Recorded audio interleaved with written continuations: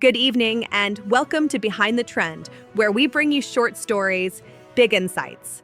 I'm Melissa, and tonight we're following a developing story out of Minneapolis, a shooting involving a federal immigration officer and a 37-year-old woman that has shaken a community still healing from years of pain and mistrust. Let's go live now to our correspondent on the ground, reporting from the scene of the shooting earlier today. Field reporter, thanks. I want to set the scene here. Behind me is the place where, just hours ago, a 37-year-old woman was shot and killed. At around 9:50 this morning, we received a text from what's known as an IC observer, a community volunteer who monitors immigration activity and alerts residents when enforcement agents are nearby. That message said someone had been shot and killed by an immigration officer. When we arrived, this entire block was sealed off. There was a heavy law enforcement presence, Border Patrol, ICE agents, and local police, all moving through an area tense and uneasy. We saw tear gas used between protesters and police. And just a short while later, confirmation came from both DHS and Mayor Jacob Fry. A woman was dead following an encounter with a federal agent. Now, there are two sharply different accounts of what happened. DHS claims the agent fired in self-defense after being threatened. But Mayor Fry has publicly called that a garbage narrative. The truth at this hour remains uncertain. What we do know is this: the woman was found inside her car, a dark sedan, blood splattered across the airbag, a haunting image that has already become symbolic of the pain here. Mr. B, thank you for speaking with us. Can you walk us through what you saw earlier today? Basically, the lady was warning everyone that ICE was in the neighborhood. She was shouting, "They're here.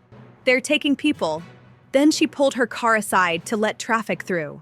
Next thing, an IC officer in a gray pickup walked up to her car, tried to open the door, said he was going to get her out, and that's when the shots went off. The car took off, then crashed just down the street.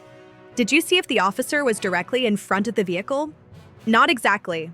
One was near the door, another near the front, kind of moving to the side. She looked scared, like she didn't know which way to turn. DHS has called this domestic terrorism and insists it was self-defense. Does that fit what you saw? I can't say that. I'm not a lawyer. I just know what I saw, and I don't think he should have fired. Since news of the shooting broke, tensions have escalated. As federal agents withdrew from the area, clashes erupted between protesters and law enforcement. Tear gas filled the streets. People cried out in pain. And just steps from where this woman died, residents planted flowers, honoring her life and demanding accountability. This scene sits less than half a mile from the intersection where George Floyd was murdered nearly 5 years ago. For many, the parallels are painfully clear. Minneapolis police released a preliminary statement this afternoon. According to their account, the woman's car was blocking a roadway. A federal officer approached on foot, and as the vehicle began to move, 2 shots were fired. The car then crashed nearby.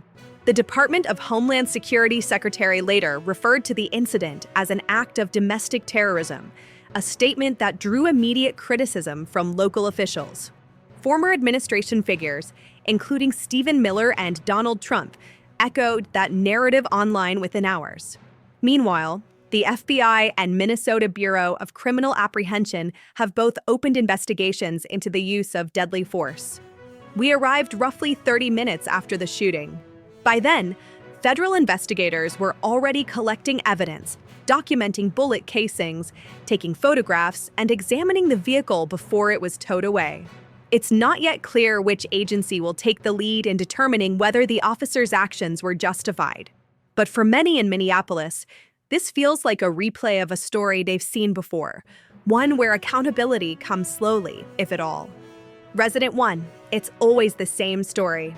We lose someone, and then we're told to wait for the truth. Resident 2, she was trying to help, to warn people. That shouldn't cost her her life. For the people here, this isn't just about one shooting. It's about a pattern about who feels safe and who doesn't when law enforcement is involved. In a city still scarred by the death of George Floyd, today's events reopen deep wounds. The investigation will take weeks, maybe months, but the emotional toll began the moment those shots were fired. We may not yet know the full truth of what happened on this street, but what's clear is that trust, once again, is on trial in Minneapolis. You've been watching Behind the Trend, where we bring you short stories, big insights. I'm Melissa, and on behalf of our entire team, thank you for joining us as we continue to follow this developing story. Stay safe, stay informed, and we'll see you next time.